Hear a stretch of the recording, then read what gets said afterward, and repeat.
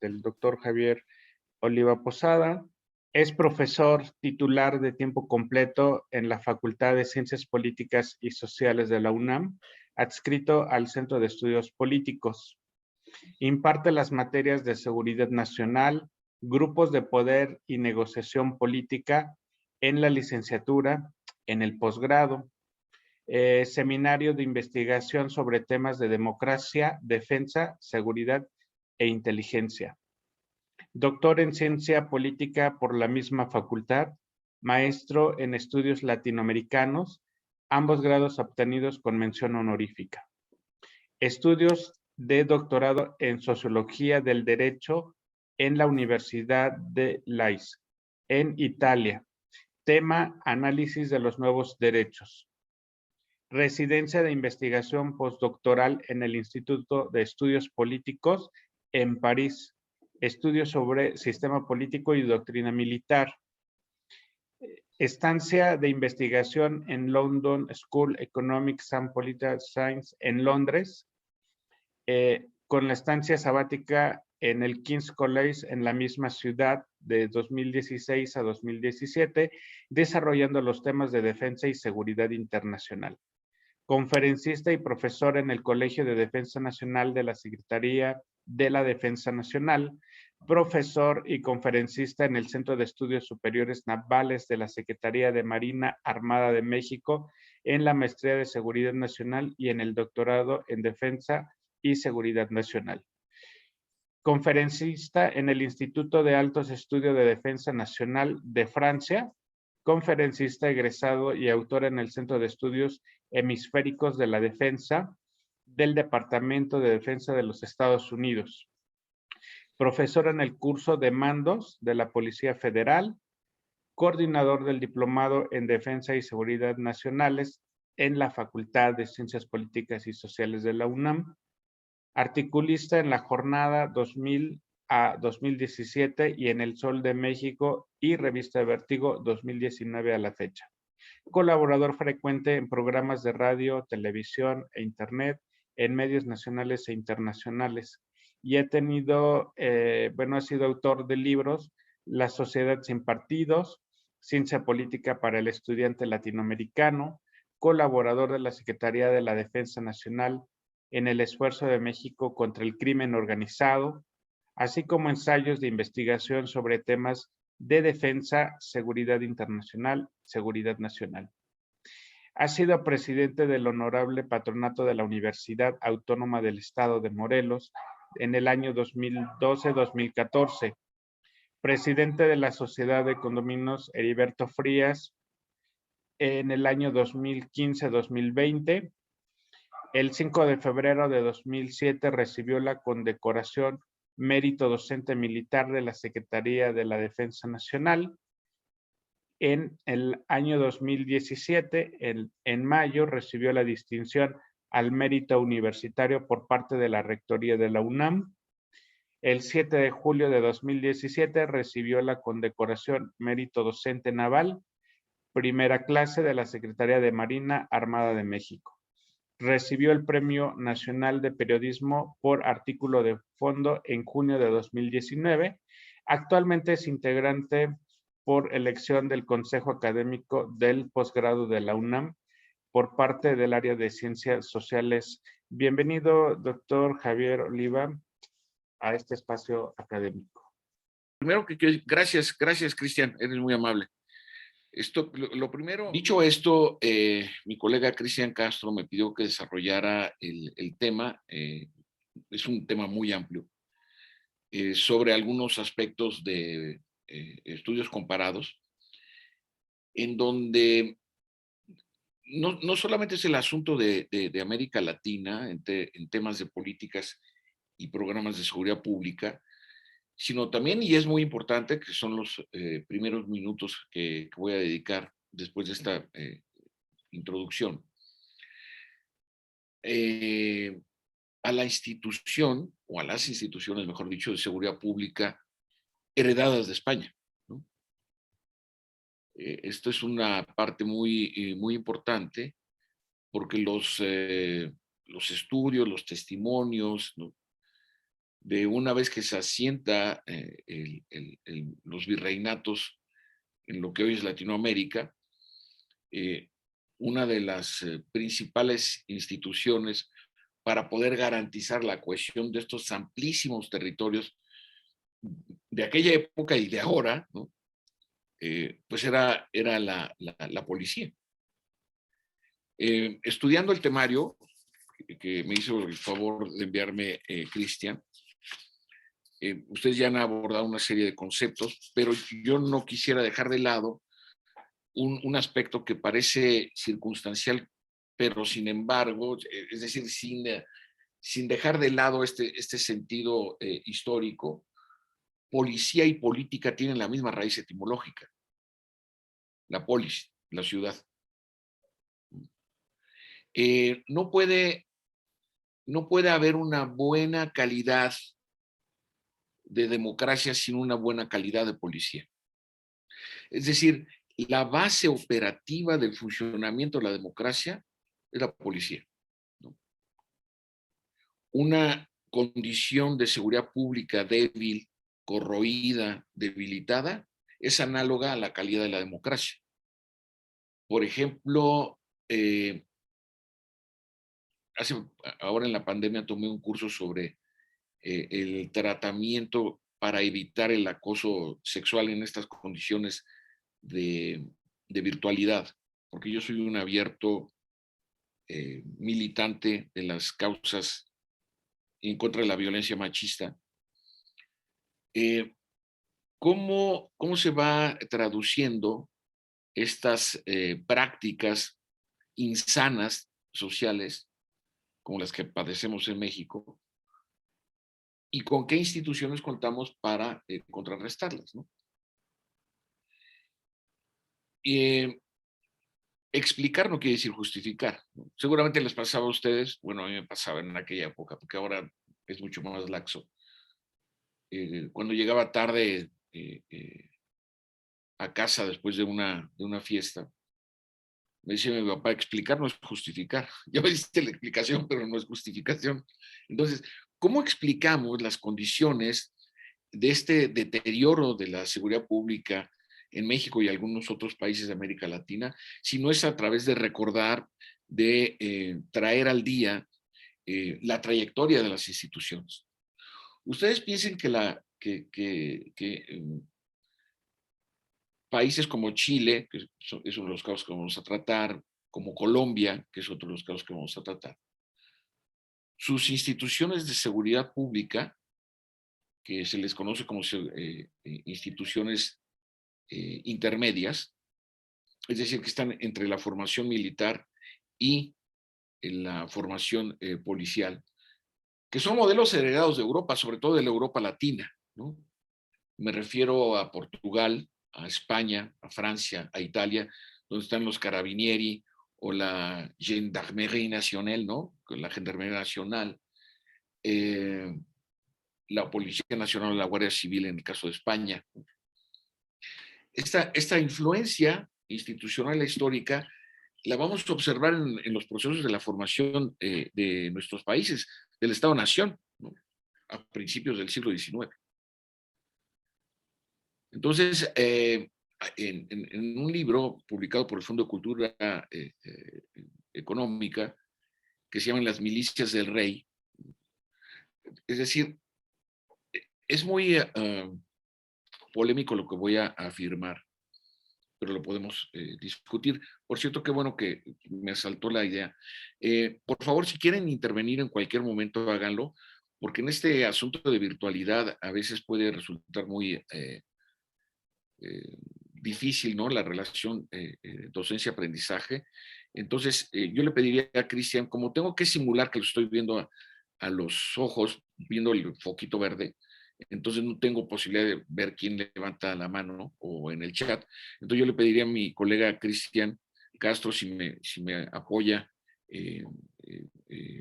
interrumpiéndome en un momento dado, si tuvieran alguna pregunta o observación que quisieran hacer. La respuesta no sé si la tenga, eso sí, pero si ustedes tienen alguna cuestión en particular sobre el desarrollo de mi exposición, para hacerlo más dinámico, ¿sí? Entonces, ¿Hasta aquí tienen algún comentario, alguna pregunta que quisieran formular?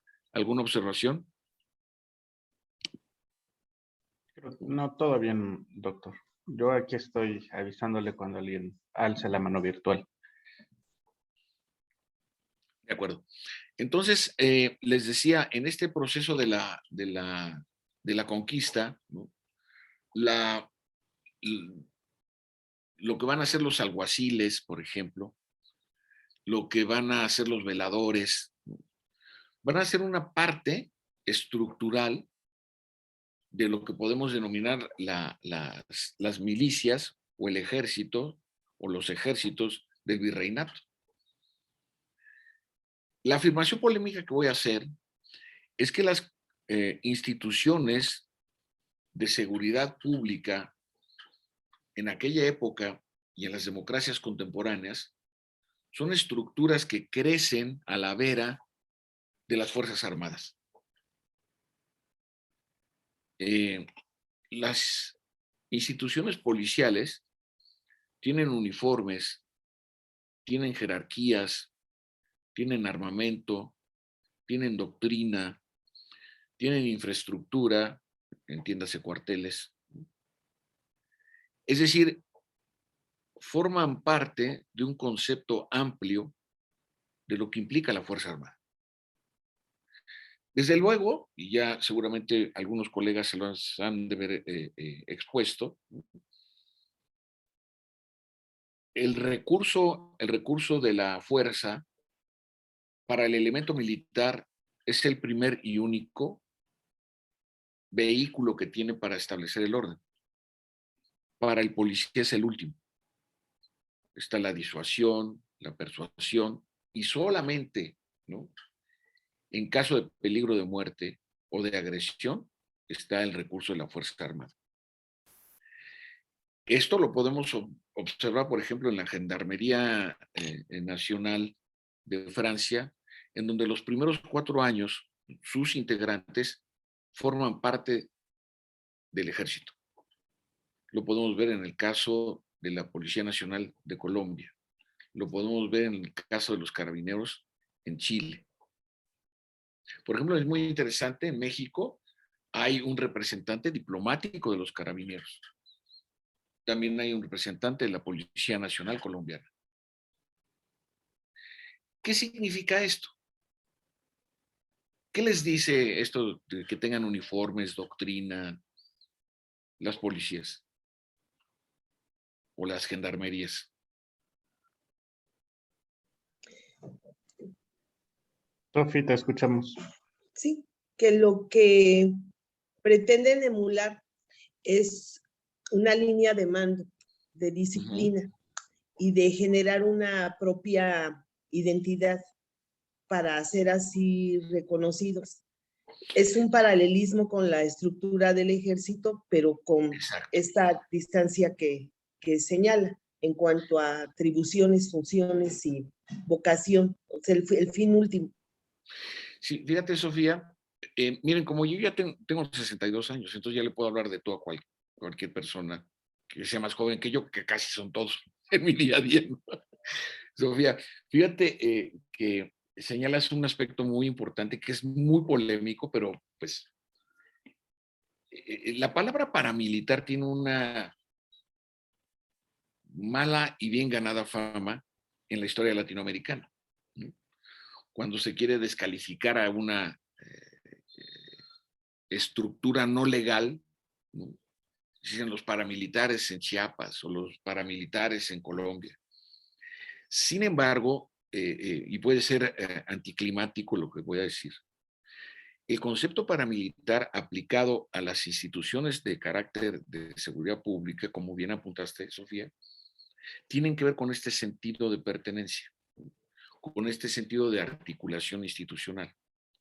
Por eso estoy haciendo reminiscencias respecto de la trayectoria de la seguridad pública y las instituciones del virreinato.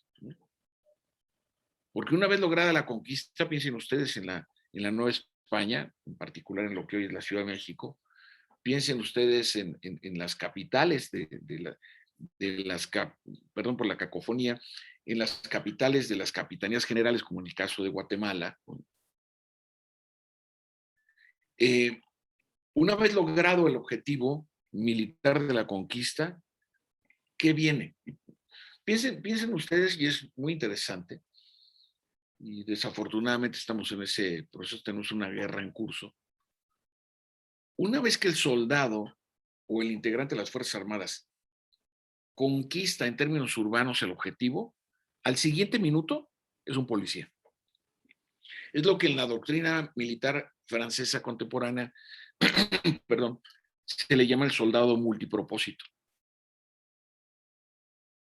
Es decir, una vez, sobre todo, Francia en este momento tiene 14 escenarios bélicos abiertos en lo que era África Occidental, están por salir de Mali. Es decir, una vez que conquistas una aldea, una vez que desembarcas en un puerto para ocuparlo en términos militares, al siguiente minuto te conviertes en policía. En el caso de los países latinoamericanos, ¿no?, hay instituciones como los Carabineros de Chile, ¿no?, que tienen más de 150 años de historia institucional. En México, si ustedes observan, cuando se crea la Policía Federal Preventiva en 1999, se reconvierte como consecuencia de la imposición de la Iniciativa Mérida en Policía Federal en el 2009, y 10 años después, exactamente, el 30 de junio del 2019, se crea la Guardia Nacional. Analicen ustedes estos 3 procesos en 20 años. Entonces, o piensen ustedes, por ejemplo, en lo que es la Policía Nacional Colombiana. Ustedes saben que en Colombia no hay policías locales, todo es Policía Nacional. La única policía que no está adscrita propiamente a la Policía Nacional es la Policía Vial de Bogotá. No existen policías municipales ni estatales, todo es Policía Nacional. Yo siempre he sido un abierto y público opositor a las policías de mando único, porque las policías de mando único son reactivas en la práctica y en el proceso de decisión. Por eso es muy interesante que, y me gusta disertar unos minutos, me gustaría disertar, perdón, unos minutos sobre esto. Si ustedes observan el uniforme táctico de la Guardia Nacional, traen un parche en el brazo derecho que dice proximidad. Esa es la clave de las policías en la democracia. Como les dije, soy aficionado a la etimología. Proximidad viene de la palabra prójimo, que, déjenme hacer otra digresión de la digresión. Prójimo tiene mucho que ver con el sentido del lenguaje religioso. Bueno, ¿qué les puedo decir del partido Morena, verdad? Una excepción hasta racista, pero bueno, es otro tema, que si quieren lo tratamos al rato. Pero este sentido de proximidad se encuentra en la filosofía de estas policías a las que estoy haciendo alusión. Es decir, el vínculo comunitario.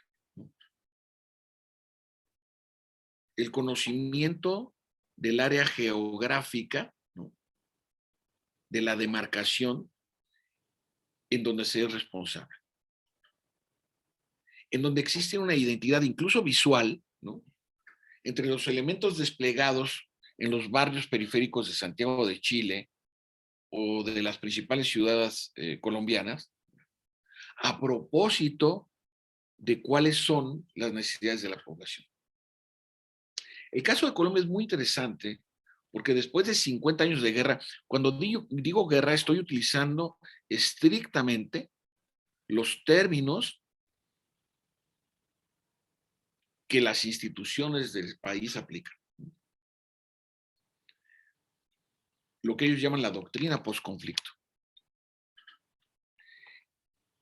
Una vez pactada la paz, reconvertido en partido político, lo que eran las Fuerzas Revolucionarias Armadas de Colombia, viene entonces una refuncionalización de la policía. Y entonces el repliegue, en algunas zonas, porque lamentablemente varios grupos disidentes de las FARC, obviamente como parte del tráfico de cocaína, es decir, narcotraficantes, que no tienen nada que ver con ninguna ideología. Entonces, imagine usted la importancia que tiene la policía una vez que se han replegado las Fuerzas Armadas. Ellos tienen aquí lo tengo a la mano, Plan Estratégico Institucional, Comunidades Seguras y en Paz. Le comentaba a Cristian que he tenido la oportunidad de ser invitado por algunos gobiernos y algunas universidades de Latinoamérica a estudiar estos temas. Por ejemplo, está este. Si ustedes observan, hay una niña recibiendo del presidente en aquel momento, Juan Manuel Santos, recibiendo un árbol, ¿no? Para que lo siembre. Pero la niña trae el uniforme de la Policía Nacional. Entonces, el aspecto a lo largo de la historia de estos países tiene que ver justo con este vínculo social, que por distintas razones en México a lo largo de la historia no se ha asentado. ¿Tienen hasta aquí alguna pregunta? ¿Algún comentario que quisieran hacer? Sofía, ya que tú te animaste. Yo, maestro Javier, doctor, perdón. Ay, por favor. Oye, como dicen los militares, mientras no se equivoque el pagador, porque ya ves que a ellos les pagan en función de la jerarquía, ¿no? Entonces, sí, tú dime como quieras, pero que me paguen lo que corresponde. Okay. Adelante, Julio, te escucho. Sí, es una duda. Hay una serie de países, ¿no? Que no cuentan con ejército. El caso de América Latina es Costa Rica. Y Panamá. Panamá. En ese caso, se podría hablar entonces de que, en ese sentido que usted comentó, ¿no? De que está aparejado un poco el tema de seguridad, la policía con la democracia, que se vive ahí una cuestión un poco fantasiosa, si se puede, digo, guardando las medidas, pues, se pudiera observar de esa manera. Fíjate, Julio, que haces una observación muy interesante y gracias por tu intervención. Como escucharon, la verdad es que estoy un poco en shock después de haber escuchado mi currículum, leído amablemente por Cristian. Es que son ya muchos años acumulados, ya no es que sean méritos. Pero bueno, ustedes escucharon que doy clases, porque en la actualidad doy clases en el Centro de Estudios Superiores Navales, en línea, ¿no? Desde luego, porque todavía no hay presencial. Te comento esto, Julio, se los comparto, colegas, porque en varias ocasiones he tenido la fortuna de que tenga alumnas o alumnos que vienen de la Policía Nacional de Panamá o de Costa Rica. Julio, están perfectamente uniformados como militares. Te lo estoy diciendo no soy especialista, soy un estudioso de estos temas, entonces se los digo como estudioso. O sea, con el arma correspondiente, el uniforme, las botas, la jerarquía, las insignias, ¿no? Si tú desconoces que Panamá y Costa Rica no cuentan con una fuerza armada como tal, si tú ves al elemento de la Policía Nacional, ni te das cuenta. Ahora, son casos muy peculiares. Recuerden que en el caso de Panamá, la supresión de las Fuerzas Armadas es consecuencia de una agresión estadounidense para derrocar al general Noriega. Y en el caso de Costa Rica es una evolución institucional que además hay que analizar el contexto geopolítico tanto de Costa Rica como de Panamá. No estoy diciendo ningún aspecto peyorativo, ni mucho menos, estoy hablando de geografía. Son países geográficamente hablando breves, ¿no? Panamá es un país cuya formación es polémica. Recuerden que formaba parte de la Gran Colombia y en 1901 se independiza y al siguiente año comienza la construcción del Canal de Panamá. Y en el caso de Costa Rica, en los años convulsos de la década de los 60 en Centroamérica, que tiene, por ejemplo, Costa Rica tiene un de los varios litigios limítrofes que están en la ONU por la desembocadura del río San Fernando. Pero pues en el momento de las reivindicaciones, cuando comenzó este conflicto limítrofe, evidentemente el ejército sandinista, porque ya había ganado la revolución, pues sus capacidades armadas eran muy superiores a las de Costa Rica, ¿no? Entonces, en estas condiciones excepcionales, ante la ausencia de las Fuerzas Armadas y una Policía Nacional robusta con capacidad de fuego, no necesariamente forman parte de una estructura disuasiva a nivel internacional, Julio, ante un desafío mayor. Y lo estamos viendo ahora. Yo he escuchado con sorpresa niveles de ignorancia incomparables. Cuando dicen, es que México no necesita Fuerzas Armadas porque no tiene la posibilidad, en términos militares se le llama hipótesis de conflicto, ¿no? Bueno, esto además de ser una profunda ignorancia, porque pues la evolución, ahora vamos contigo, la evolución institucional de nuestro país. Recuerden que México tiene un museo que se llama Museo de las Intervenciones,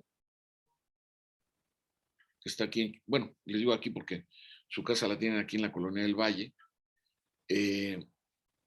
Muy cerca de aquí está el convento de Churubusco, donde tiene la sede el Museo de las Intervenciones.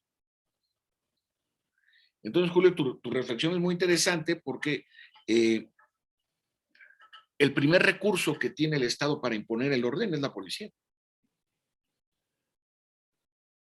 Entonces, si nosotros observamos procesos políticos, por eso estoy citando casos paradigmáticos como el de Chile y el de Colombia, en donde han enfrentado procesos, golpes de Estado en el caso de Chile, ¿no? Una guerrilla de 50 años, bueno, todavía está activo el Ejército de Liberación Nacional en el noroccidente del país. Es que, ¿cómo contribuye la policía a la consolidación de la democracia en esos países, ¿no? Y es fundamental. El problema que tenemos en México es que desafortunadamente en eventos, te prometo, Juan, que voy contigo, ¿eh? El problema que tenemos en México es que a cada evento dramático, de alguna u otra manera, las policías locales están involucradas. Ese es un grave, grave problema, pero no es tema de esta asignatura de hoy. Juan, adelante.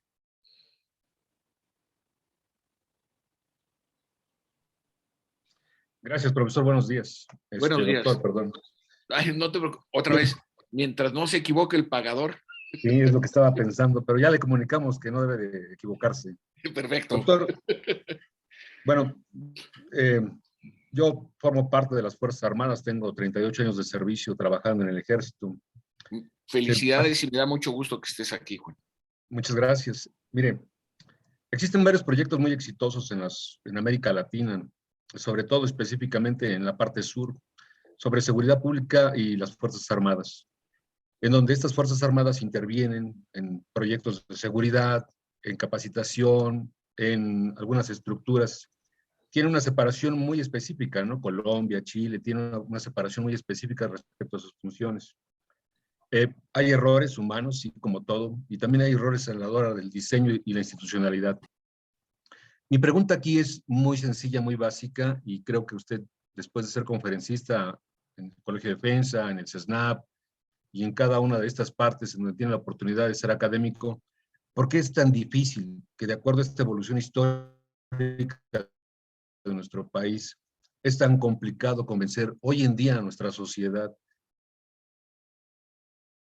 para dar un golpe de Estado? ¿Qué siempre está, o usted, desde su punto de vista, por qué es tan complejo poder hacerle entender a la sociedad que las Fuerzas Armadas no están tratando de asaltar el poder, por lo menos en nuestro país, en nuestra civilización, en nuestra democracia y actualmente en nuestro México? Gracias, Juan. Y felicidades por pertenecer a una institución que tiene los más altos índices de confianza de la ciudadanía en cualquier encuesta, Gracias. público o Gracias. privado. Pues mira, voy a hacer una analogía que puede resultar audaz, pero que es real. En cualquier problema o conflicto interpersonal, sea tu pareja o lo que usen, ¿no? Porque ahora hay tanta pluralidad, ¿no? Con una vecina o vecino, con algún familiar. Si tú estás metido en el problema, tienes parte de la responsabilidad de ese problema, pero también tienes parte de la solución, ¿no?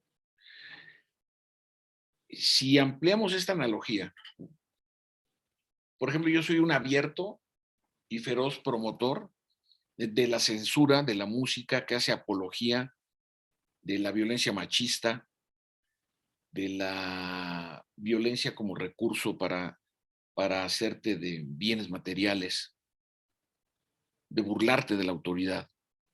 Si eso tú lo puedes escuchar cuando subes a la pecera o el microbús, si esto tú lo puedes escuchar en cualquier estación de radio, yo me pregunto, ¿y dónde está la autoridad?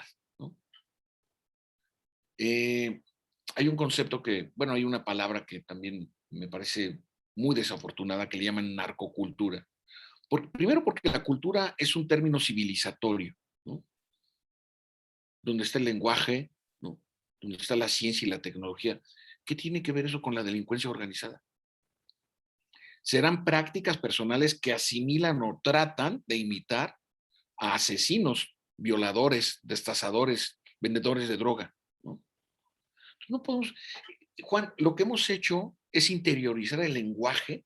Yo nunca, jamás utilizo para mis escritos, lo tengo que hablar porque pues, estoy con usted, el término huachicol. Yo no soy delincuente. Jamás me dirijo a Joaquín Guzmán por el Chapo, ¿no? Se llama robo a los ductos de Pemex. Me tardo 2 segundos más, pero es lo correcto. Yo soy científico social. Entonces, Juan, tu pregunta es muy aguda porque ¿qué parte le toca a la sociedad? Yo he hecho trabajos de campo. Yo he visto el intercambio de adolescentes, niñas, por una troca, como le llaman, ¿no? Una camioneta, por dinero. Yo lo he visto.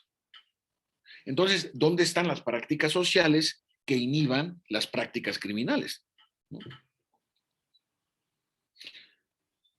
Y esto obviamente es el ambiente propicio, ¿no? Para que se reproduzcan estas perniciosas prácticas, ¿no? Y yo también soy un abierto promotor de que se le aplique el artículo 29, suspensión de garantías individuales. Si en tal municipio está pasando tal cosa, suspensión de garantías individuales, pero como a los políticos les interesa más su imagen y que van a, no de este gobierno, sino de los que, el que me pongan en el análisis. Les preocupa la imagen internacional, los derechos humanos. Poner un estado de sitio es garantizar los derechos humanos, justamente al revés. ¿Cuántos líderes y lideresas que reivindican el derecho al medio ambiente o que protegen bosques han sido asesinadas y asesinados? ¿Cuántos abogados, periodistas, empresas ven obstaculizados sus actividades por los criminales? Vean la crisis de la exportación del aguacate que acaba de suceder. Son un gobierno paralelo e ilegal.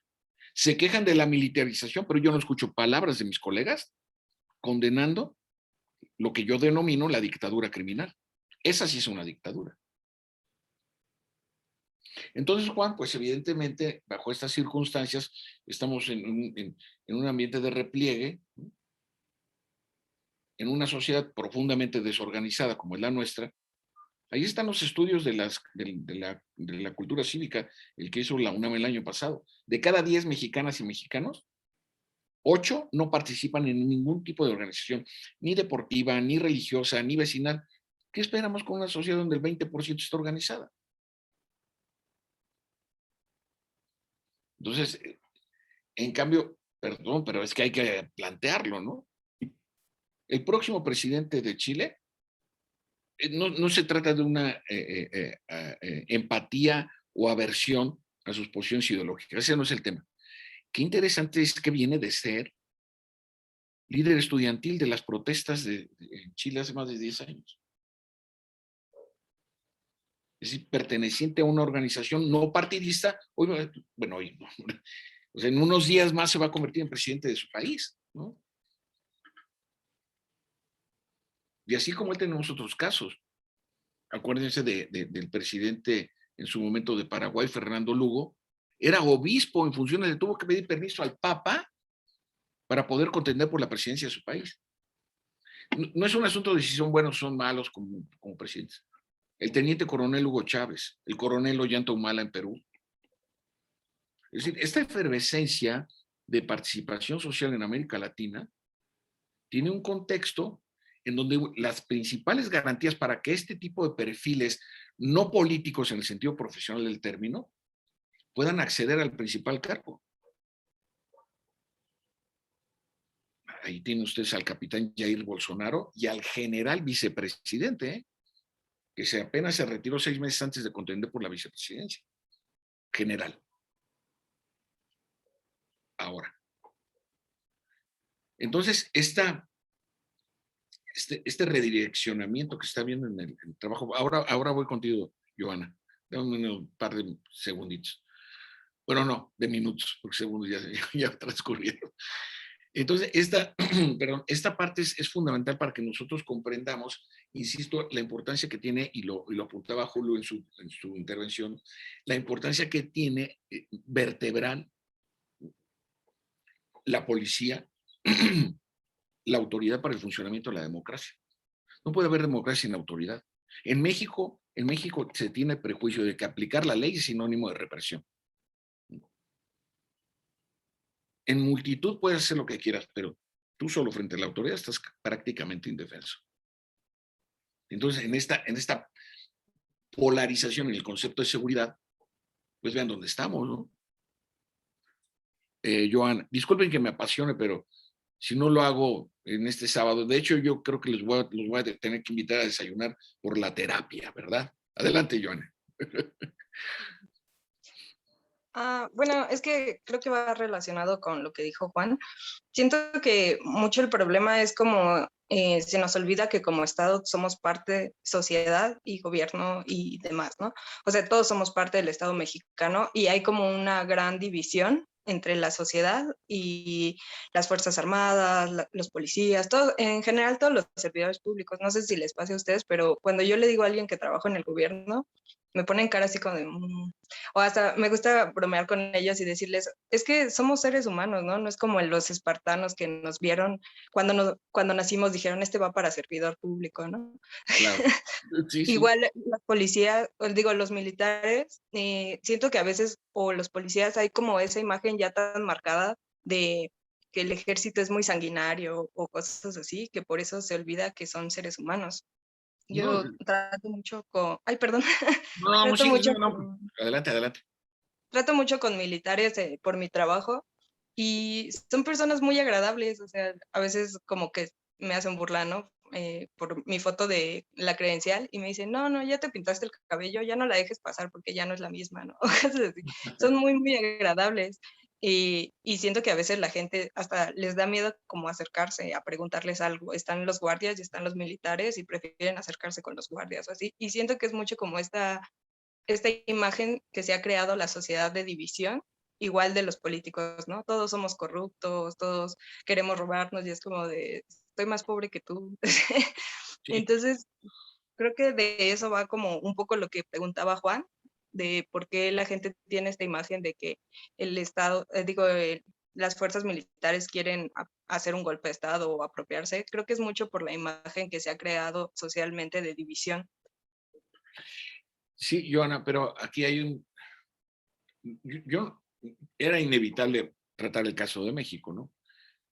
Miren, cuando el candidato presidencial por tercera ocasión, ahora por Morena, hubo una operación nocturna de la Armada de México en Tepic, en donde el artillero del helicóptero utilizó balas trazadoras para dar con un grupo de delincuentes, de estos malnacidos, que estaban repeliendo la detención que se llevaba por tierra.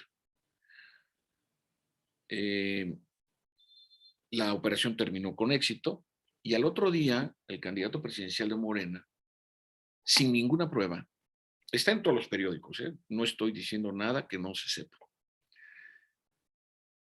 acusó a la Armada de México de haber asesinado adolescentes, que con el resultado de las investigaciones fue completamente falso.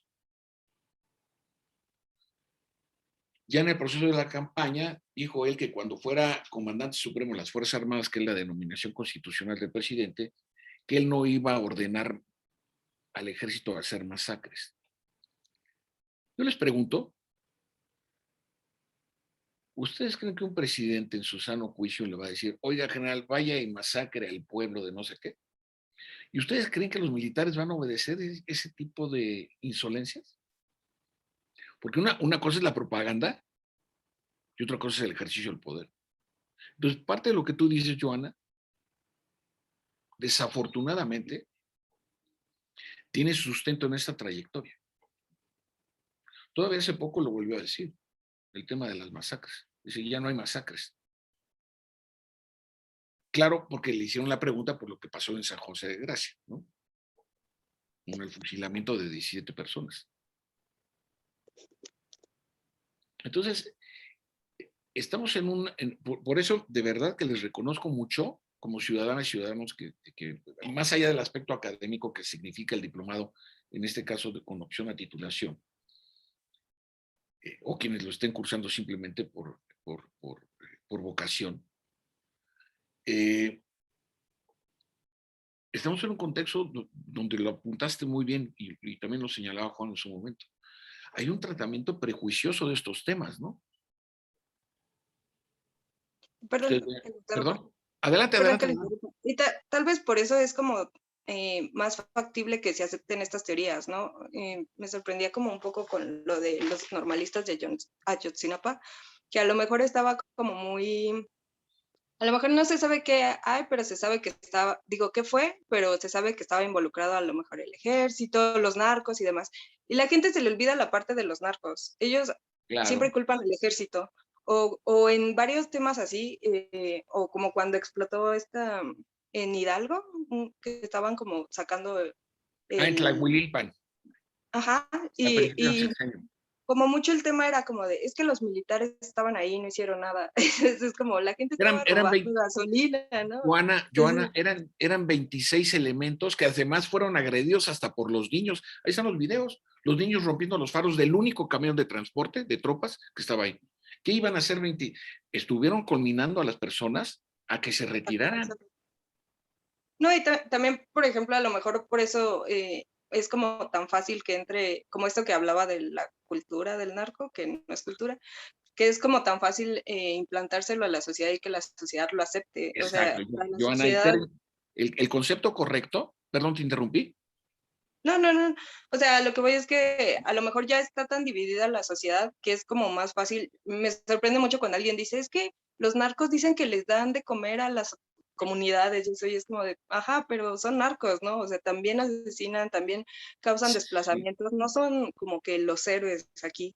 Y hay tantas series, películas y demás, y me sorprende mucho que la gente lo acepte como tan Esa fácil. Es la parte, claro, esa es la parte que nos corresponde. Es decir, si yo soy consumidor de estas deplorables series como Narcos, en donde la produce ni más ni menos Epigmenio Ibarra, cercanísimo colaborador del presidente, en donde se hace una explícita degradación de nuestras Fuerzas Armadas. Pues evidentemente no nos llamemos a sorpresa, ¿no? Y en el caso regresando al caso de Tlahuililpan que señalabas al principio, que fue la primera gran tragedia de este sexenio, el concepto, se los comparto y para que ustedes que están en este proceso de formación como estudiosas y estudiosos, se llama bases sociales del crimen. Es decir, hay un texto que lo tengo, que son de mis libros de cabecera, son libros que hay que leer 2 o 3 veces, que se los recomiendo mucho, se llama, es de Gaetano Mosca, que es un politólogo italiano. Fíjense, está publicado en 1907, claro, esta edición del Fondo de Cultura Económica reciente, ¿no? Desde luego. Se llama, es una pregunta el título del libro, ¿qué es la mafia? Y Gaetano Mosca sostiene que para que haya crimen, organizado o no, vaya, delincuencia organizada o delincuencia común, se necesitan 3 condiciones. La primera, que pertenecer a las organizaciones criminales te dé prestigio en el entorno social, ¿no? La primera. La segunda, como consecuencia de este mal prestigio, puedas asediar a la autoridad, ¿no? Y entonces la gente, en vez de acudir al juez, en vez de acudir al policía, acude con el jefe local de la delincuencia. Y la tercera, que para mí es la más importante. No hay delincuencia común u organizada sin protección del poder político. 1907, ¿eh? 1907.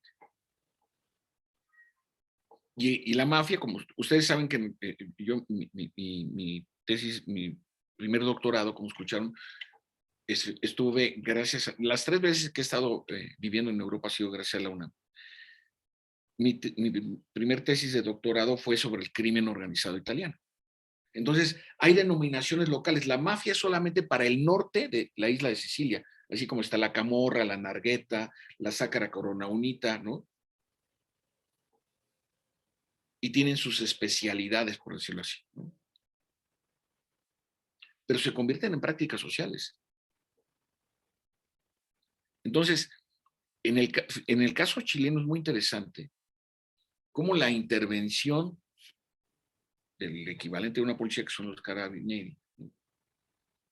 Cuando tú perteneces a los carabinieri es porque eres un agente de respeto.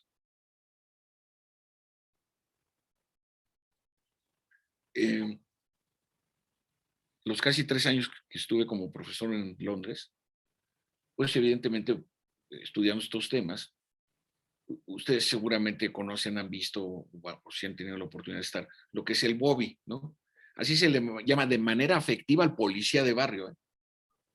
Pero escuchen esto, no traen arma, traen gas, esposas, un tolete.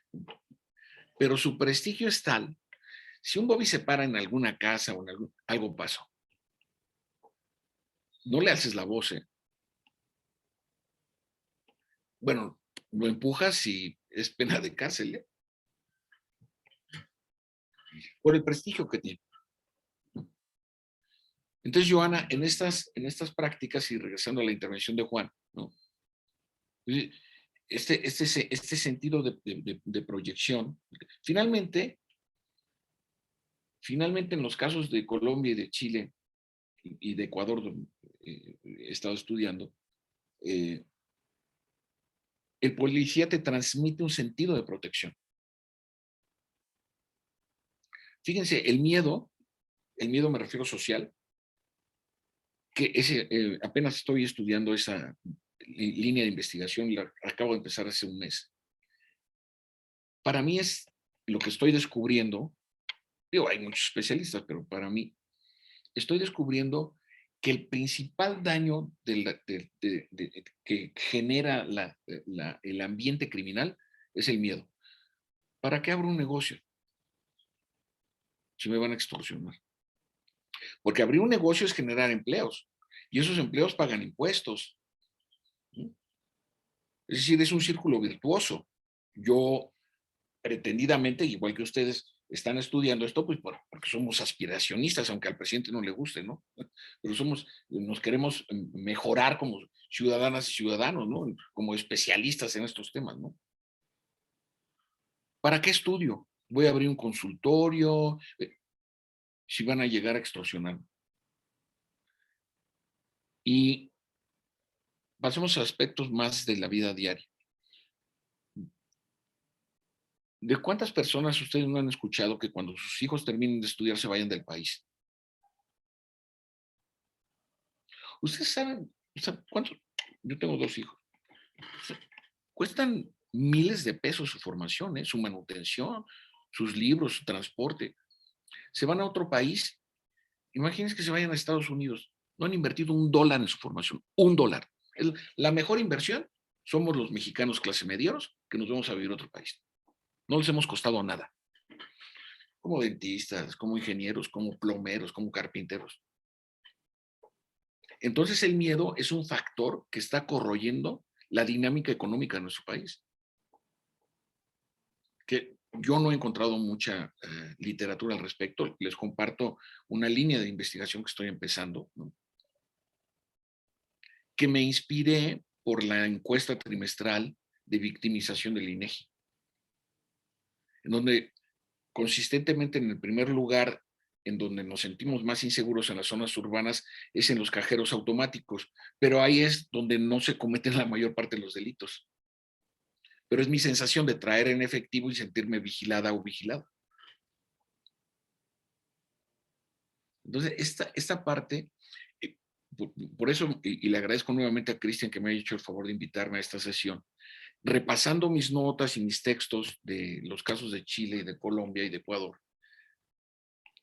Si la corporación policíaca no te da certidumbre, confianza, estamos en un problema verdaderamente estructural.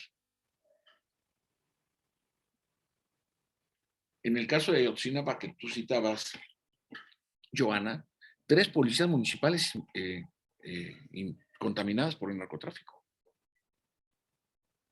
En el caso de los 5 estudiantes de Tierra Blanca, Veracruz, la policía municipal involucrada.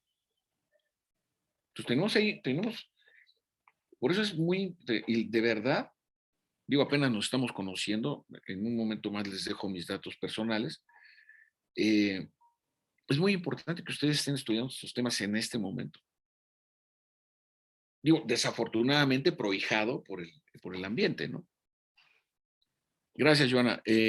Sofía, nuevamente adelante. Quisiera acotar dos aspectos para poderlos pues contextualizar lo que usted está comentando.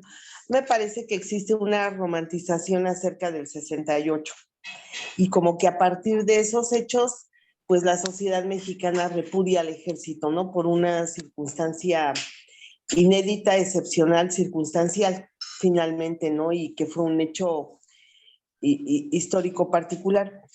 Y después se han exacerbado los ánimos con otros acontecimientos donde también ha habido intervención del ejército y que se ha entendido como un excesivo uso de la fuerza.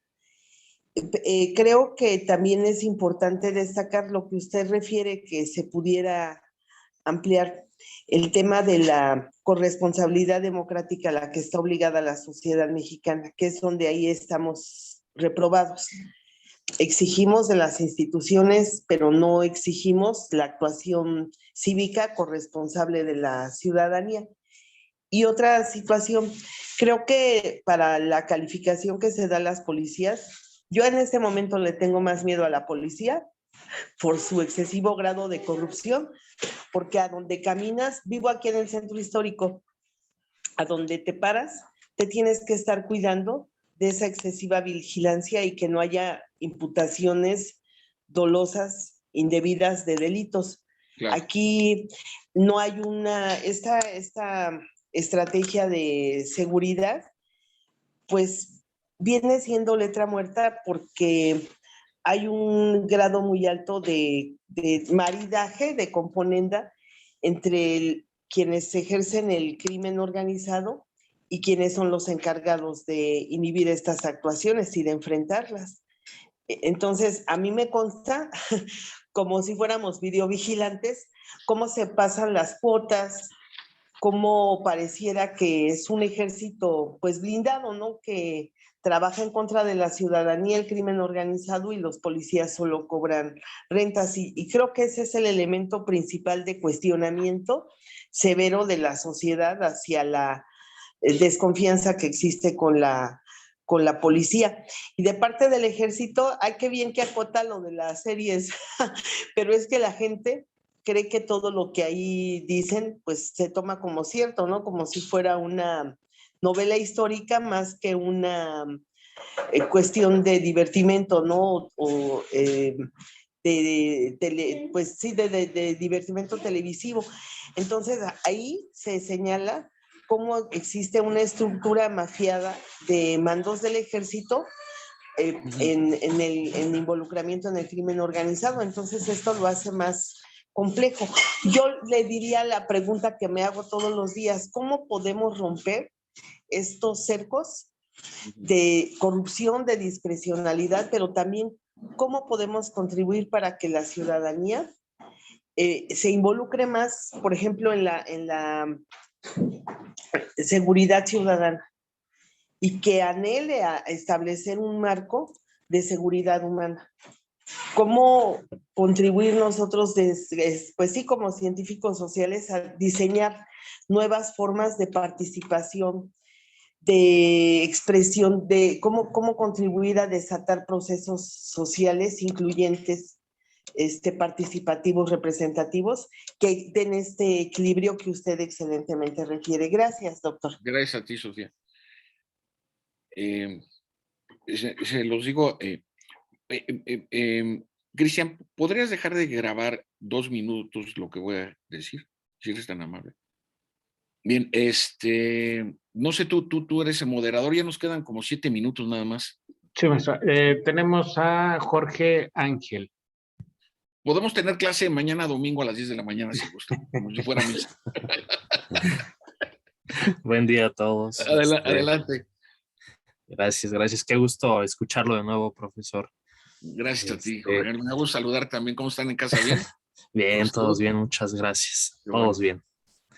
Pues va un pregunta, comentario. O sea, me gustó mucho todas las participaciones que tuvieron mis compañeros, y me hacían pensar en lo heterogéneo que es toda la sociedad, y esa heterogeneidad evidentemente permea en las instituciones de seguridad, en el ejército y en la policía.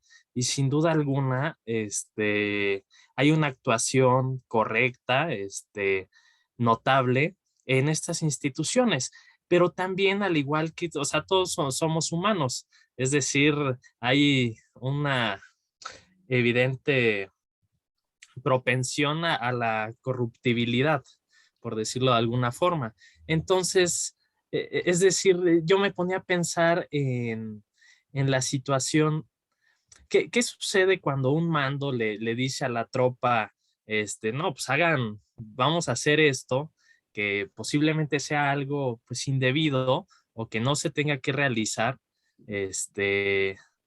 y si no, pues pierdes tu trabajo, te sanciono. Entonces, pues, al final el ejército, la policía son un trabajo, y lo que buscan pues es eh, pues darse ciertos gustos, ¿no? O pues darle de comer a su familia, cosas así. Lo mismo sucede en la policía. O sea, al final muchos policías dicen, pues no me queda de otra, más que ahí cuando caso a alguien pedirle, una mordida porque pues mi sueldo no me alcanza, o al final tengo una cuota donde, mi mando me dice que le tengo que dar tanto dinero al día. Y entonces yo me pregunto, ¿qué tan cierto es esto que digo? Y qué tanta influencia tiene en el actuar de las Fuerzas Armadas y de las instituciones de seguridad. O sea, realmente es tal vez un mito, o sucede poco, o es una realidad tangible, que yo creo que así lo es, pero me gustaría saber su opinión, profesor. Gracias, gracias, Jorge. Te respondo en un minuto. Nada más quiero consultarle a nuestro coordinador del diplomado hasta cuánto nos podemos extender. Porque digo, nos quedan menos de 15 minutos y hay todavía otra pregunta. No, Y hay una... hasta las 11, maestro Javier, no hay ningún problema. Podemos ahí ampliarnos hasta las 11. Muy bien. Ya les puse mis datos personales de comunicación por si gustan tomar nota. Bueno, sí, sobre esto que preguntabas, es que ¿cómo el caso de los carabinieri italianos o el caso de la Guardia Civil en España son instituciones que tienen más de 100 años? Claro, ustedes van a decir, bueno, ¿y qué vamos a hacer de aquí a 100 años? ¿No? Bueno, lo que quiero decir con esto es que son instituciones que están profundamente arraigadas en el desarrollo de un país. Pensemos nuevamente en estos cambios que se han venido dando a nivel institucional. Hago un repaso muy rápido, ¿no? Con Carlos Salinas de Gortari desaparece la Dirección Federal de Seguridad, se crea el Centro Nacional de Seguridad Nacional, el Centro de Investigación y Seguridad Nacional. Con Ernesto Zedillo se crea la Policía Federal Preventiva. Con Vicente Fox se crea la Secretaría de Seguridad Pública Federal, la Ley de Seguridad Nacional. Con Felipe Calderón se instrumenta la Iniciativa Mérida, se crea la Policía Federal, que cuadruplica su pie de fuerza, de 10,000 aproximadamente pasa a 40,000 elementos. Enrique Peña Nieto suprime la Secretaría de Seguridad, crea la Comisión Nacional de Seguridad, intenta crear la Gendarmería Nacional, que queda en un esfuerzo fallido de 5,000 elementos y solamente se llama Gendarmería y forma parte de las divisiones de la Policía Federal. Llegamos con el presidente López Obrador, desaparece el Estado Mayor Presidencial, desaparece el CISEN, crea el Centro Nacional de Inteligencia, recrea como Vicente Fox. Hay muchas similitudes entre el gobierno de Fox y López Obrador en términos administrativos, en materia de seguridad pública. Vuelve a crear la Secretaría, con otro nombre, Secretaría de Protección y Seguridad y Protección Ciudadana.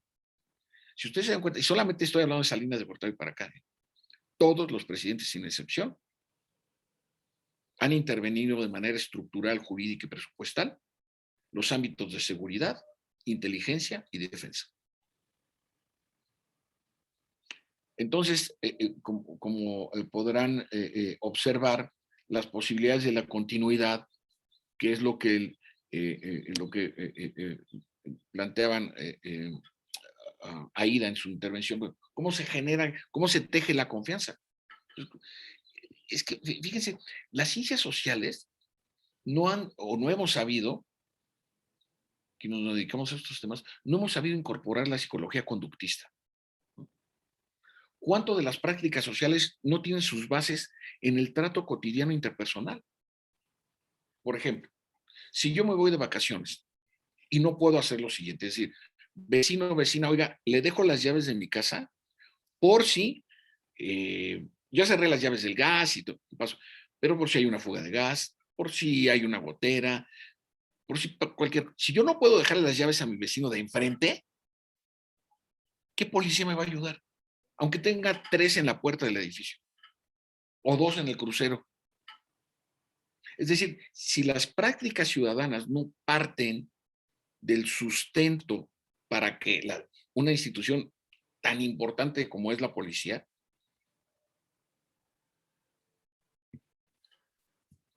pues digo, es muy encomiable que todos los presidentes de la República, de la orientación política que sean, del partido político del que provengan, pues sí, yo reconozco que siempre han estado preocupados, pero la pendiente no se ha detenido, ¿eh?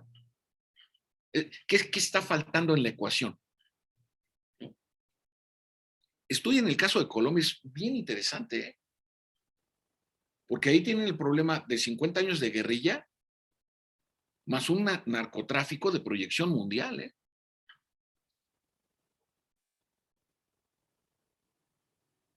Ven nada más a las mafias gallegas asociadas a las mafias colombianas, que son los introductores a la droga por el norte de Europa. Entonces, en esos términos, es tan importante el tema del prestigio, de la solvencia de esta imagen, ¿no? Continuamos con Luis. Y luego leemos las preguntas del chat, ¿no, colega? Claro, doctor. Adelante, Luis. Sí, muchas gracias, maestro. Buenos días, compañeros. Buenos días. Bueno, ahorita que se refirió a este tema de las bases sociales del crimen organizado, pues pienso que las bases sociales del crimen son bastante fuertes, bastante difíciles de poder derribar. Vemos que las bases sociales del crimen organizado, eh, pues no sé, o sea, dan regalos, dan obsequios, por ejemplo, a los niños en el Día del Niño, en el Día de Navidad, le dan despensas a las personas que tienen necesidad económica, que no tienen qué comer. Y no son solamente esas las bases sociales del crimen organizado, sino también podemos pensar en la gasolinera que compra hidrocarburo robado o del Claro, comerciante de claro. la central de abastos que compra también productos robados, o el que vende en los tianguis perfumes y discos robados, o también los que venden autos en los lotes, en los tianguis ahí que son robados también. Entonces vemos que es una base social que es prácticamente de la ciudadanía como tal, la que está apoyando de una forma indirecta al crimen organizado. Y luego cuando llegan los operativos y les quitan la mercancía a estos comerciantes, pues se quejan con la policía, se quejan con las autoridades y dicen, ay, el gobierno me quitó mi mercancía y ahora de qué voy a vivir, ¿no? Incluso cuando llegan a detener a estos proveedores del crimen organizado, llegan los comerciantes y los sacan de la cárcel, los sacan de ahí del Ministerio Público porque van a decir, bueno, pues entonces, ¿de qué voy a vivir si me están quitando a mi proveedor? ¿De qué voy a vivir? Claro. Entonces, sí, es una situación bastante difícil esto del crimen organizado, porque gran parte de la ciudadanía, pues vive de eso, de una forma indirecta, ¿no? Ese sería mi comentario, gracias. Sí, me recordaste ayer el encabezado de un periódico, bueno, que los leo de manera electrónica, desde luego, en donde hablaba algo así, probablemente esté equivocado, pero hablaba del 125% de incremento a los asaltos a los trenes de carga, porque en México, bueno, razones que verdaderamente en términos históricos nunca he entendido por qué no hay trenes de pasajeros en el país. No hay más que uno que es el Chepe y es turístico. ¿Cómo se asalta un tren de carga? ¿Cuántas personas están involucradas? ¿En qué momento se decide? Me refiero a en qué momento del trayecto. ¿Y qué se hace con las partes que se roban? Con los granos, con las autopartes, con los componentes químicos. Efectivamente, Luis, de ahí se van a las tiendas del pueblo y comercian con mercancía robada. Estas escenas, yo nada más tengo como red de comunicación, tengo mi cuenta de Twitter, obviamente mi celular, que por cierto ya les puse mis datos, que ya se los había dicho. Estas escenas de cuando un tráiler que trae carga y se accidenta,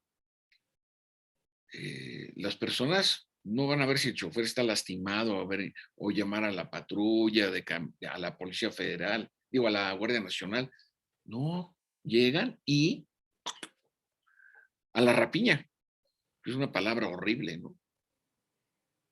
Entonces, sí, en efecto, las prácticas sociales en muy buena parte nos explican la grave y dramática situación que estamos viviendo, desde luego. Gracias, Luis. No sé, Cristian, si quisieras leer las preguntas que tenemos en el chat. Sí. Tenemos la pregunta de Mario Fabián.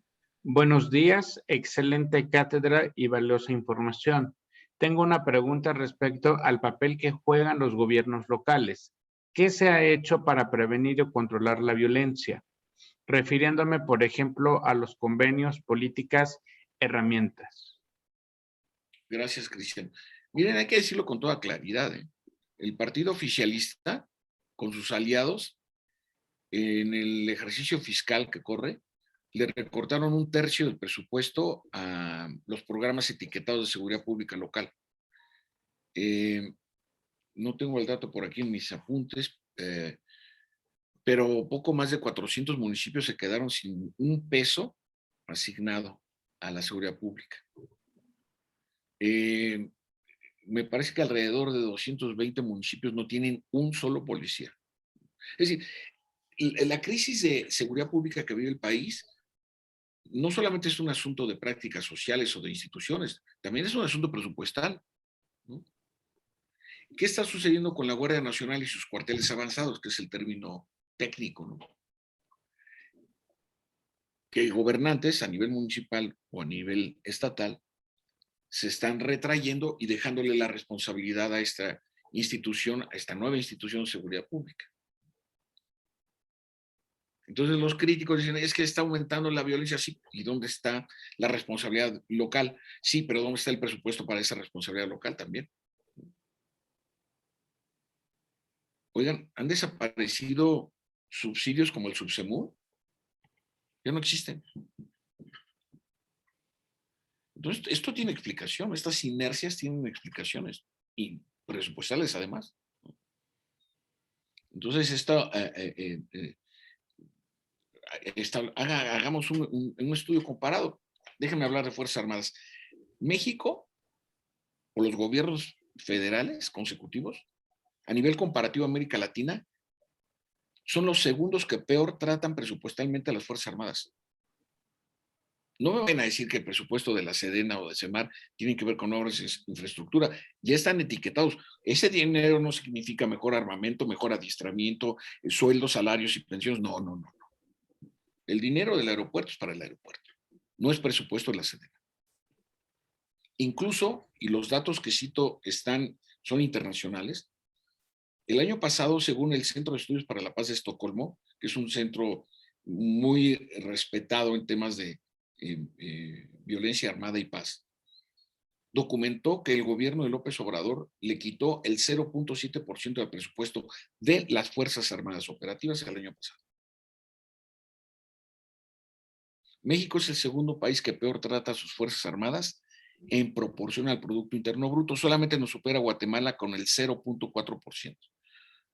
México le dedica el 0.5%. Colombia le dedica el 3.4%, 7 veces más que nosotros. ¿Cuál militarización? Si ni presupuesto. Más bien, por eso que la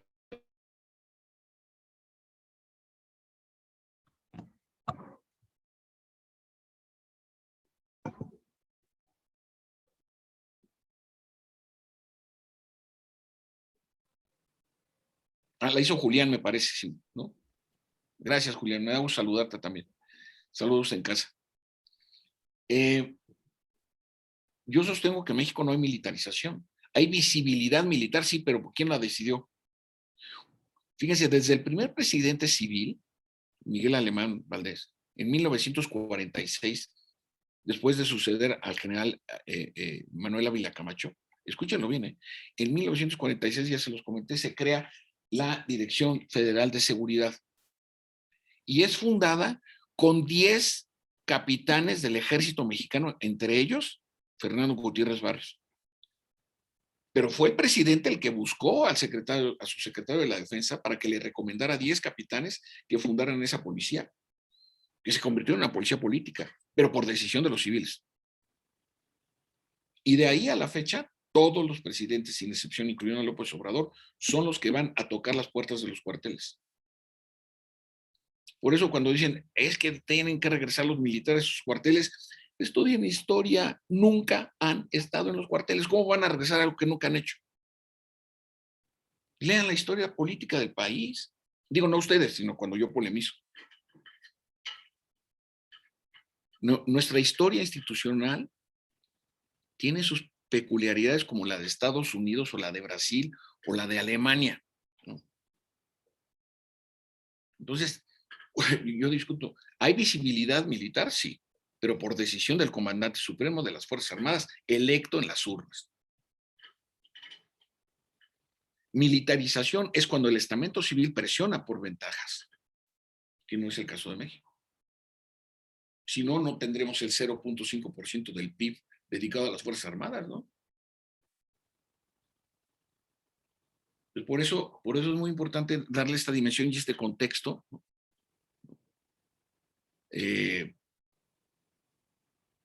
De roles. Desde mi punto de vista, di una conferencia en la Sedena en la semana que está por concluir.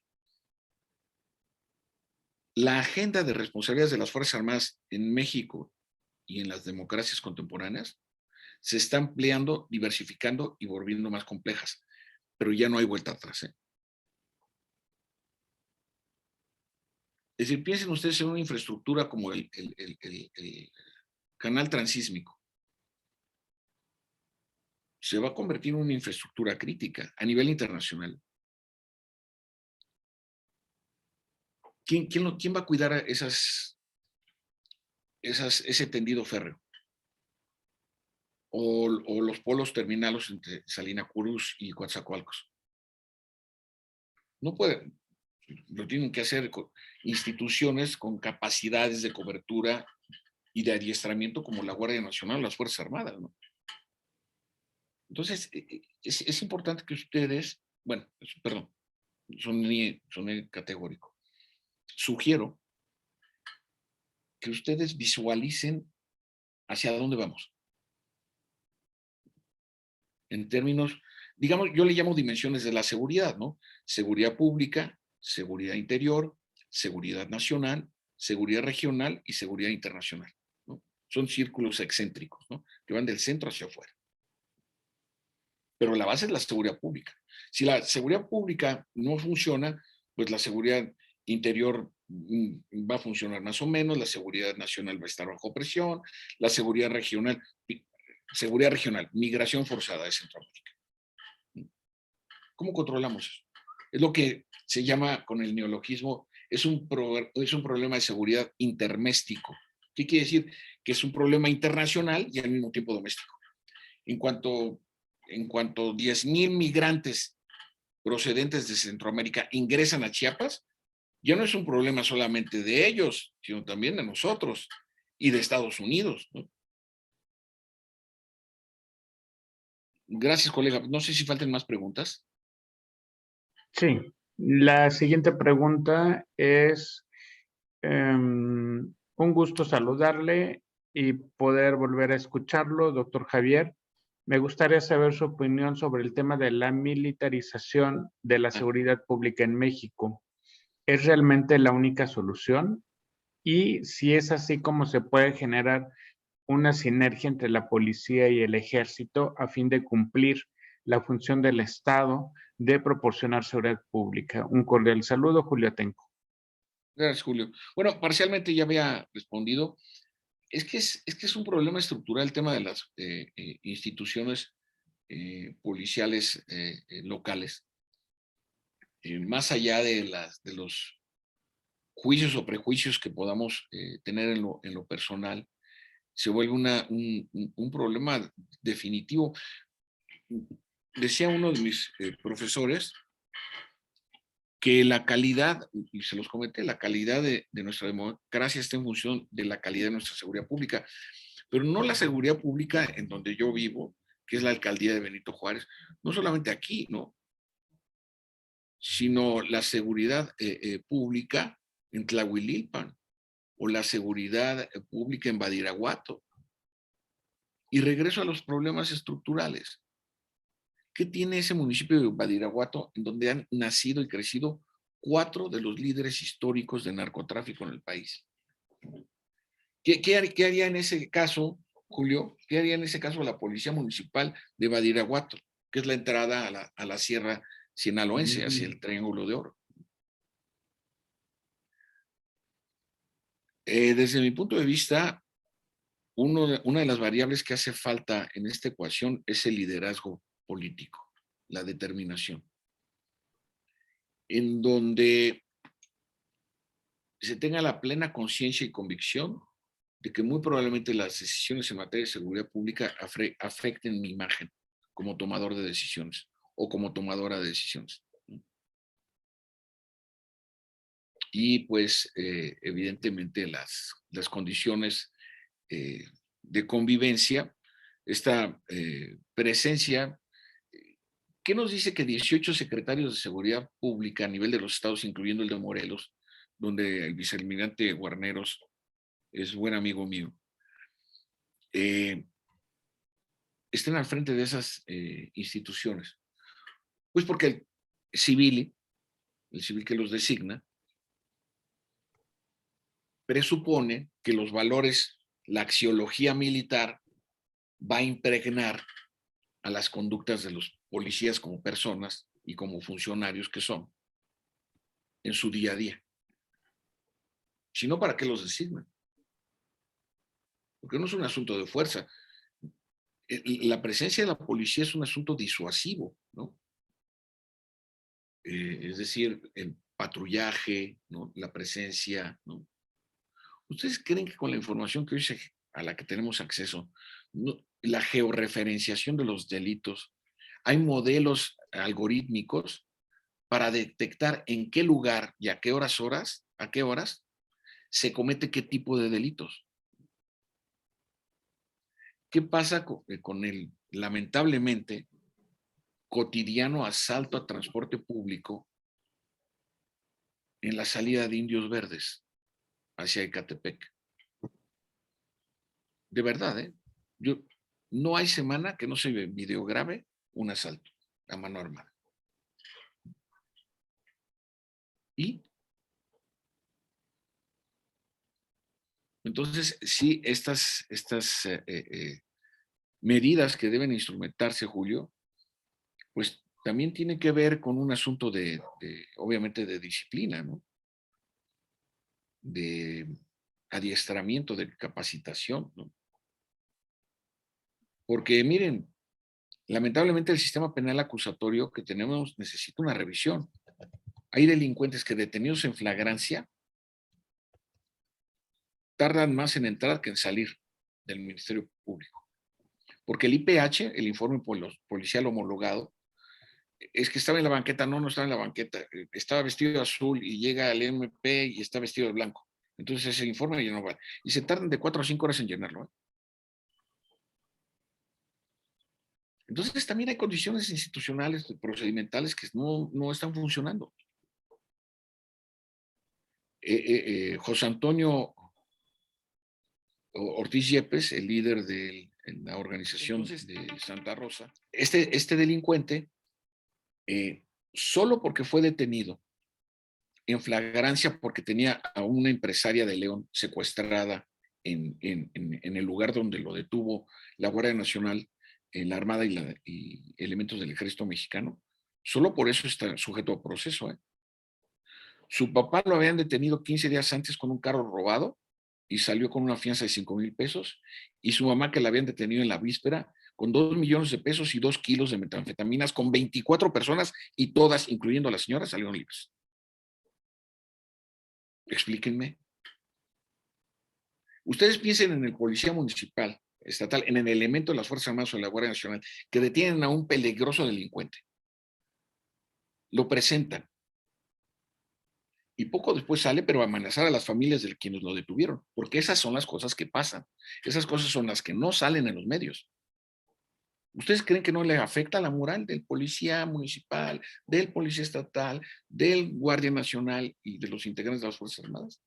Arriesgando la vida, trabajos de inteligencia, de intervención, ¿no? Trabajos de campo de inteligencia. Por eso, en una de las variables que a mí me parece que hace falta es la convergencia decidida del Poder Judicial en esta pendiente de criminalidad que estamos viviendo. Entonces, bajo esta lógica, pues evidentemente, Julio, pues se recurre a la Fuerza Armada, ¿no? En este contexto, pues para tratar de contener esta inercia, ¿no? Gracias, Julio. Saludos en casa nuevamente. La siguiente pregunta es de Renata. Buenos días, un gusto. Mi pregunta es, en Michoacán, ¿en qué caso reciente de aumento al precio tanto del aguacate y del limón, entraron grupos de autodefensas. ¿Qué pasa ahí con el trabajo del gobierno de proveedor seguridad? Gracias. Bueno, recuerden que el craso error que cometió el presidente Enrique Peña y bueno, cobraba como secretario de Gobernación, hoy es el coordinador de la selfie bancada del PRI. Digo selfie bancada porque todos caben en una foto. Armaron y permitieron que se armaran y recuerdo la conferencia lastimosa de prensa de este senador diciendo que estos grupos podían lastimar a las organizaciones criminales. Era una abdicación de la fuerza del Estado. Eso es lo que fue. Y entonces, lo que hemos estado observando, qué tanta responsabilidad han tenido los subsecuentes gobernadores, incluyendo el actual, de respecto a lo que está sucediendo, ¿no? Ustedes saben que el origen de la crisis de este tema del aguacate es porque un grupo de delincuentes detuvieron y amenazaron a los inspectores sanitarios del Departamento de Agricultura de los Estados Unidos, que en el convenio internacional, pues ellos vienen a supervisar el insecticida, el manejo del producto, que es normal, ¿no? Que por cierto, imagínense ustedes la influencia cultural que tiene México. Yo no sé por qué los civiles no se dan cuenta de esto. El plato tradicional en el evento deportivo más visto en los Estados Unidos, no sé si en el mundo, debe de ir por ahí con la final del Campeonato Mundial de Fútbol, se llama guacamole. Eso es poder blando, el soft power, ¿no? La cultura, el idioma, la gastronomía. Se exportan millones de toneladas de aguacate. ¿No se podría hacer algo en términos de seguridad binacional? Hasta la mesa de los más blancos y protestantes estadounidenses, que son los principales aficionados al fútbol americano, tienen su plato de guacamole el día del Super Bowl. Ya, cierro mi digresión, que por cierto yo no he desayunado y ya se me abrió el apetito con esto del guacamole. ¿Qué otras preguntas faltan? Tenemos ya nada más las dos últimas preguntas. Giovanna Jiménez considera que al asignar al ejército tareas de seguridad pública, estamos fortaleciendo a las instituciones policiales o corriendo el riesgo de un posible debilitamiento o permeabilidad de la delincuencia en su estructura. Bueno, como hay de las muchas frases de Albert Einstein, y la puedo aplicar claramente a esta pregunta, una pregunta bien hecha lleva la mitad de la respuesta. Sí, desde luego que sí. Por supuesto que sí. O sea, es decir, otro lugar común equivocado. Es que esto empezó con Felipe Calderón. Llevamos 50 años en estos temas. Desde la operación Cóndor y después la Fuerza de Tarea Marte en el Triángulo de Oro, con fuerzas armadas desplegadas para cuando Richard Nixon le declara la guerra al narcotráfico y presiona al gobierno mexicano de Luis Echeverría en aquel momento para que vaya por el mismo camino. Pero ¿cuál era el objetivo? Hay un libro muy interesante, si les interesa, que se llama Tras el Grito. Es toda la trama política que hay en Washington, auspiciada por el staff de las áreas de inteligencia para combatir el consumo de drogas. Pero eran tres las razones en realidad. Combatir el consumo de marihuana le permitía a Richard Nixon ir por los líderes pacifistas que estaban en contra de la guerra de Vietnam. El consumo de la droga le permitía ir en contra de artistas, en no pocos casos líderes políticos negros, reivindicadores de la igualdad de sus derechos. Y también le permitía continuar en la guerra de Vietnam contra el tráfico de opio. Es decir, en el fondo eran asuntos de control político. No era un asunto de salud, no era un asunto de prevención, no es porque estuviera preocupado por las familias de los consumidores de drogas, era un asunto de control político. Entonces, evidentemente, con el correr de los años, que esto no tiene nada, digo, Con Calderón se incrementó, pero quien diga eso es porque no estudia, ¿no?, estos temas. Entonces, la posibilidad en este larguísimo periodo, desde luego que puede contaminar. Y esto, insisto, inhibe a las capacidades de las instituciones policiales locales, ¿no? Entonces, pues, ahí estaría la respuesta. ¿Cuál es su opinión sobre militarizar los aeropuertos? Pues miren, la verdad es que a cada tarea que le asigne el presidente López Obrador a las Fuerzas Armadas es porque una área civil o está colapsada o no está haciendo el trabajo como espera el presidente de la República. No me voy a meter al estilo de gobernar del presidente López Obrador, pero esa es su lógica, ¿no? A ver, necesito que construyan un aeropuerto. ¿Quién lo puede hacer rápido, no? Sin licitaciones ni nada, eso no. Directo, ¿no? Los bancos. Y en este caso la seguridad uno de los principales puntos de introducción de cocaína en todo el país es el aeropuerto Benito Juárez. Entonces, el reto, el desafío para la Armada de México, pues es muy, muy importante. Ahora, la Guardia Nacional no está, más que sustituir a la Guardia Nacional, lo que llegó a hacer es a complementar, ¿no? Porque acuérdense que con el gobierno de Peña Nieto fue que se privatizó algunos de los servicios en el aeropuerto, seguramente les ha correspondido o les ha testimoniar cómo están al frente de las bandas para revisar la entrada y salida de equipaje, de pasajeros, etcétera, ¿no? Dice, buenos días, profesor, excelente, gracias. Mi pregunta está enfocada en la reproducción y normalización de actos delictivos. Si bien estas prácticas sociales forman parte de la cotidianidad de una sociedad, ¿cuál sería la forma de cambiar dichas prácticas? Pues evidentemente con el fortalecimiento de los valores cívicos, ¿no? Indudablemente. Es decir, que se reconozcan, hay una frase de un filósofo, Sevan Sodorov, de origen búlgaro, pero a los 3 años emigró a París por el tema de la persecución de los judíos en Alemania, y en este caso en Bulgaria. Y esta frase me recuerda, le estoy recordando esta frase de su libro Ustedes y Nosotros, que está publicado por el siglo XXI. Y dice, aquella sociedad que trata como tontos a los honestos está condenada a desaparecer. Es decir, una sociedad carente de reconocimiento. Oye, es que si yo no las digo, eso es un principio personal. Todas estas frases desafortunadas que tenemos que encomian el abuso del poder, la corrupción, ¿no? Lo único que nos garantizan es que vamos en el sentido equivocado, ¿no?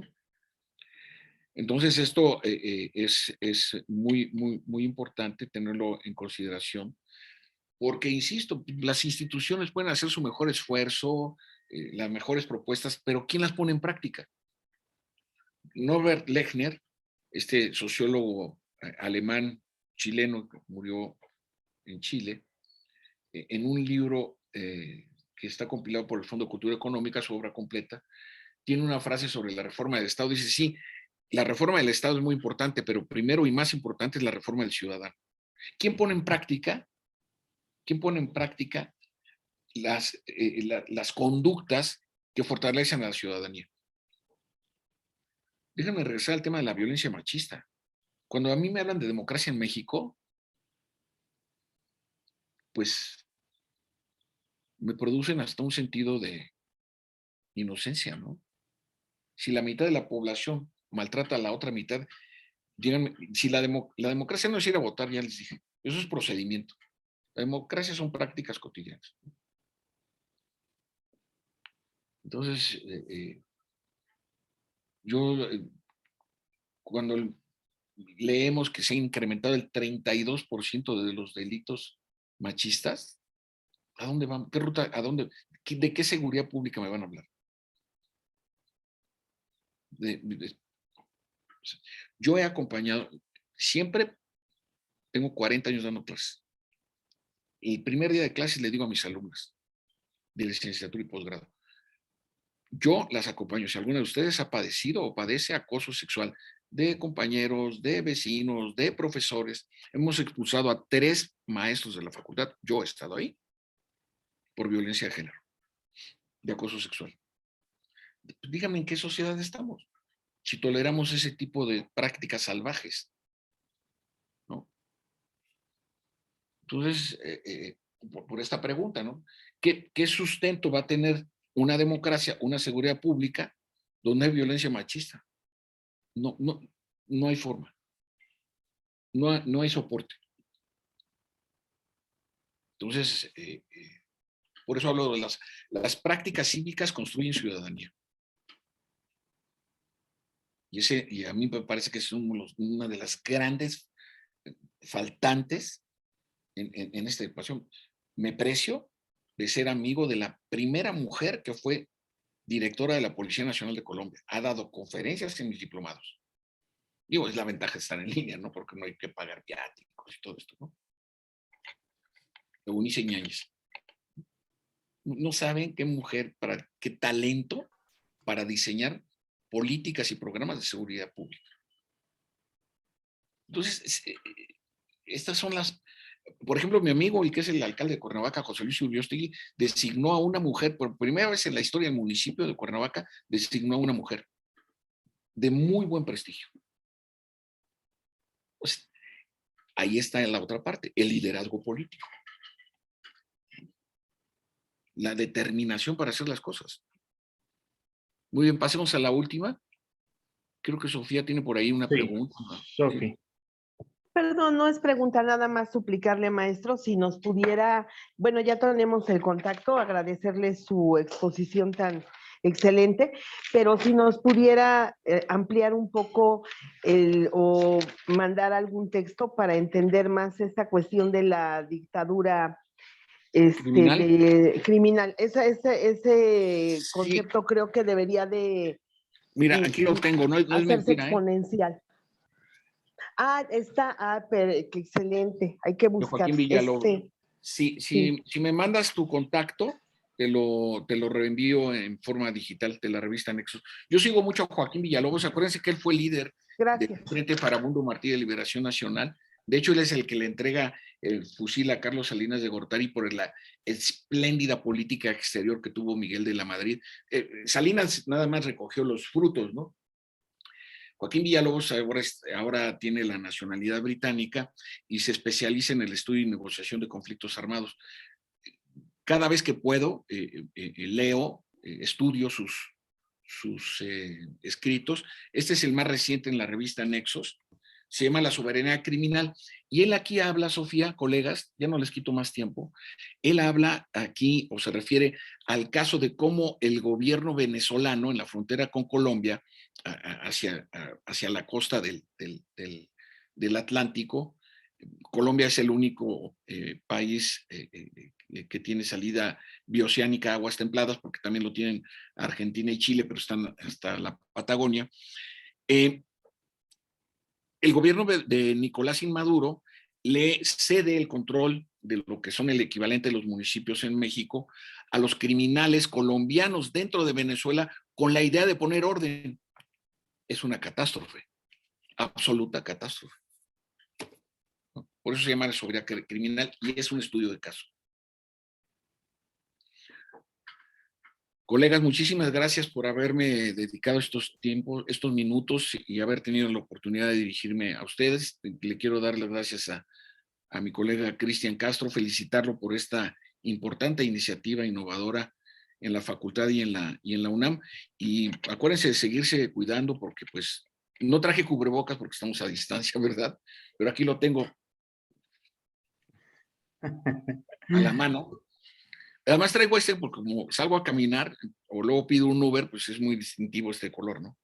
Entonces, agradecerles que se sigan cuidando. Yo ya tengo mis tres vacunas, pero sigo con los protocolos necesarios y que tengan un buen fin de semana. Muchas gracias, Cristian. Saludo en casa.